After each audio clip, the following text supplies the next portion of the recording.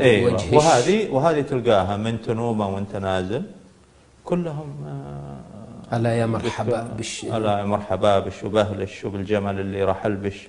هذه موجودة حتى الحسن البصري أحد التابعين سيد التابعين كان روي عنه وكان يقول اذهبي إلى مولاش ناديش، يقول يخاطب جاريته اذهبي إلى مولاش ناجيش.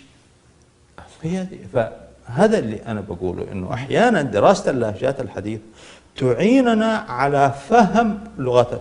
زمان كانت تسمى لغات العرب، لغة هذيل، لغة قيس، لغة تميم، لغة قريش، ثم بعد ذلك الآن صارت تسمى لهجات. جميل. يعني أحيانا نجد الأخوان المصريين مثلا البارح يقول امبارح، يعني تبديل لام التعريف بالميم امبارح. هذه الحميرية اللي هي آلة التعريف الحميرية اللي الموجودة الآن من جيزان والمناطق ذي، لما يقول لك كم ساعة، يعني امتداد لها. هي امتداد. هل كان في العصر وحتى في الحديث ليس من بر صياما في مسفر.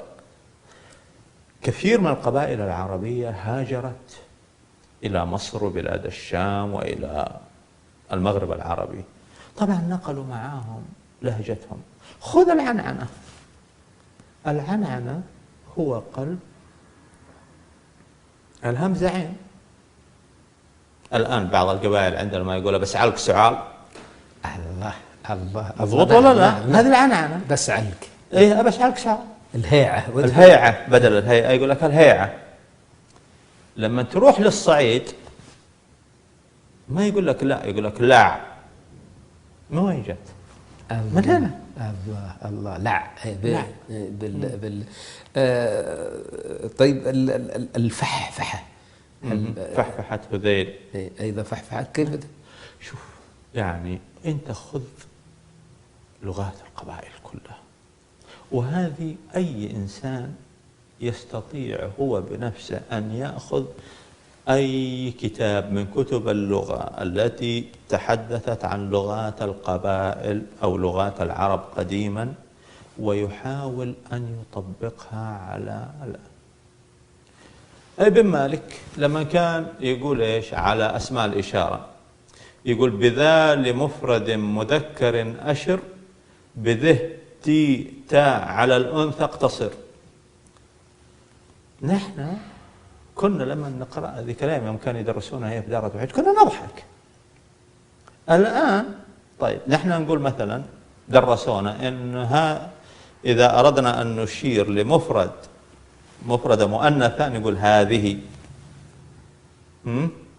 والناس يقولوا ذي وتي وته، ما هي مستخدمة الآن؟ صح. طيب عربية صحيحة. فإذا واحد اتكلم نيجي نقول لا هذا يهدم لغة القرآن. طيب هي لغة قديمة موجودة. ذه. إيه ذه وته وتي. الله تياك. الله. نعم.